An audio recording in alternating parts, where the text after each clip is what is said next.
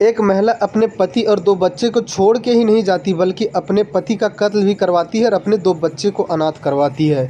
और किसी एरे-गेरे मर्द के पास नहीं भागी थी, वह अपने चच्चे का बेटे के पास भागी थी। यानी देवर समान था वह लड़का, उसके साथ भाग जाती है।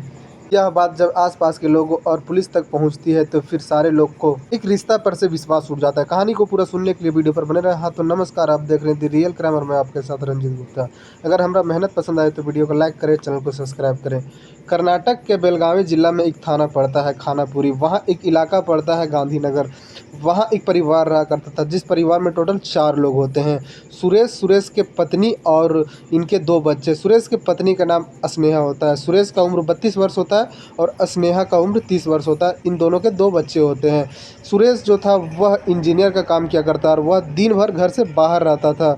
और उसकी पत्नी जो थी वह अपने 2 बच्चे को स्कूल भेजकर घर पे अकेली रहती और टाइम पास करने के लिए मोबाइल का सहारा लेती। और उसी का बगल में एक रहने वाला देवर, जो कि अक्सर इसके घर पे बच्चों खिलाने के लिए आया करता, लेकिन इसका उसका नज़र एक दिन स्नेहा नहा रही थी उसका ऊपर पड़ जाता है। उस लड़का का नाम असवंत उर्फ अनिल होता है।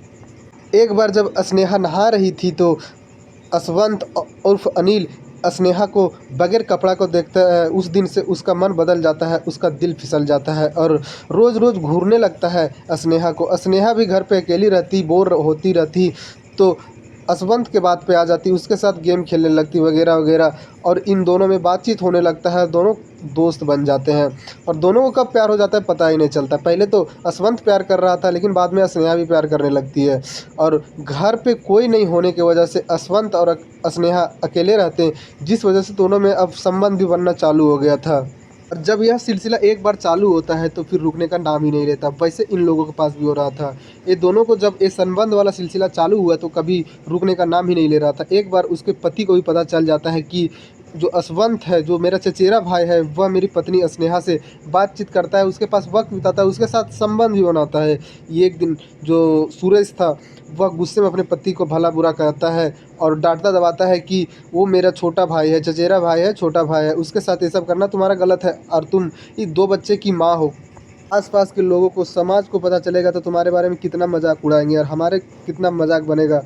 उस दिन उसकी पत्नी अपने पति का बात मान लेती है, सुरेश के बात, और बोलती है कि ठीक है, जो अब हुआ हुआ, अब ऐसा गलती दोबारा नहीं होगा। लेकिन सुरेश फिर से काम पर जाने लगा, स्नेहा फिर से घर में अकेली रहने लगी और असवंत तो वह मौका देख कर आ जाया करता था। तो दोनों फिर से बातचीत करने लगे और फिर से वही हाल में आ गए जो पहले रहा करते थे। और फिर दोनों विचार करते हैं कि अब इस तरह से वक्त नहीं कटेगा, इसलिए हमारा पति हम दोनों को साथ नहीं देखना चाहता और नहीं रहने देगा, एक दिन कोई बड़ा कदम उठा लेगा।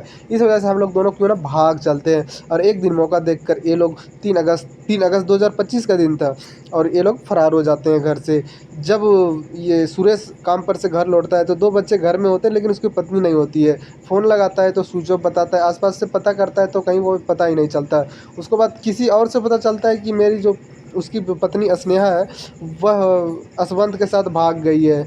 और वह यह बात सुन के काफ़ी ज़्यादा सदमा में चला जाता है। शराब के आदी हो जाता है सुरेश, और शराब हर रोज़ पीने लगता है और इतना पीने लगता है जो कि अपना होश नहीं संभाल पाता है।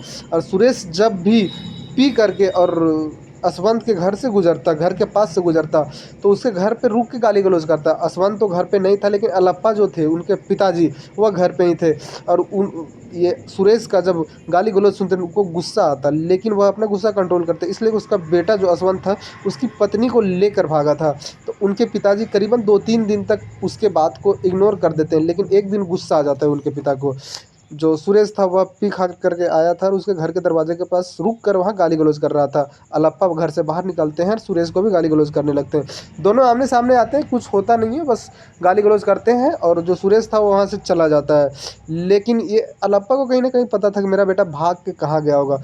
अलप्पा को भी लग रहा था असवंत के पिताजी को कि हमारा रिश्तेदारी में काफ़ी ज़्यादा बदनामी होगी, समाज में बदनामी होगी। उम्रदराज व्यक्ति थे वह चाह रहे थे कि किसी तरह से मैटर सॉल्व हो जाए। और एक दिन कुछ लोग से बात करते हैं, समाज के कुछ लोग से, और अलप्पा, और बोलते हैं कि इस बात पे पंचायत बैठाकर और इस मैटर को सुलझाया जाए, इसलिए कि ये जो सुरेश है वह दारू शराब पी के आता है, हमारे घर पे बकझक करता है, गाली बोली करता है। समाज के लोग जो थे वह मान जाते हैं, बोलते हैं ठीक है, एक दिन समाज बिठाइए और इसका कुछ निष्कर्ष निकलेगा। वहीं बगल में बेलगावी में एक मंदिर होता है। मारुति मंदिर। और वहाँ वही अगस्त के महीना में ही एक बैठक रखा जाता है जिसमें अलप्पा को पता था कि मेरा बेटा जो असवंत है और इसकी जो पत्नी स्नेहा है वह कहाँ है।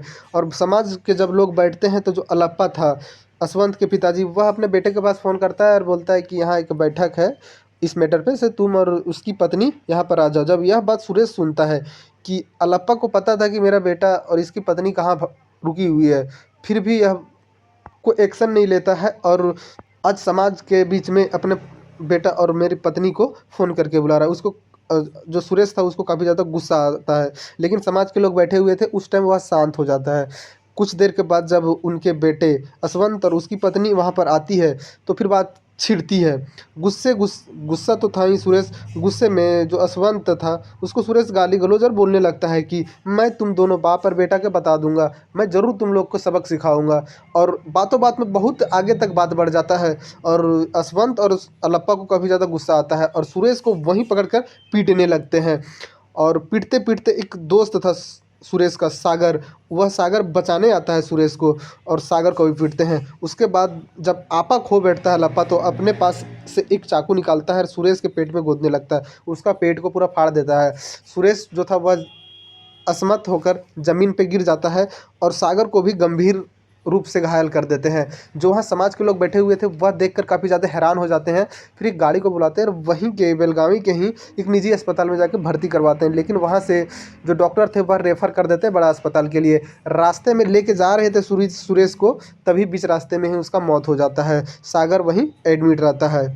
यह बात जब पुलिस को पता चलता है, पुलिस आती है और सुरेश के बॉडी को कब्जे में लेती है और समाज के लोग थे उन लोग से पता चलता है कि असवंत और अलप्पा दोनों मिलकर इसके सुरेश को मारे हैं। उसके बाद ये दोनों को पुलिस पकड़ती है, अलप्पा के पत्नी को भी पकड़ती है और उठाकर पुलिस स्टेशन लेके जाती है। वहाँ जब पूछताछ करती है पुलिस तो ये सारा कहानी सामने निकल के आता है कि सुरेश का पत्नी को असवंत भगा कर ले गया था और इसी बीच में एक समाज के पंचायत बैठा हुआ था जिसमें बकझक होने पर दोनों आपा को बैठते हैं और मारपीट चालू हो जाता है और इसमें सुरेश को इतना मारा जाता है कि सुरेश रास्ते में ही दम तोड़ देता है।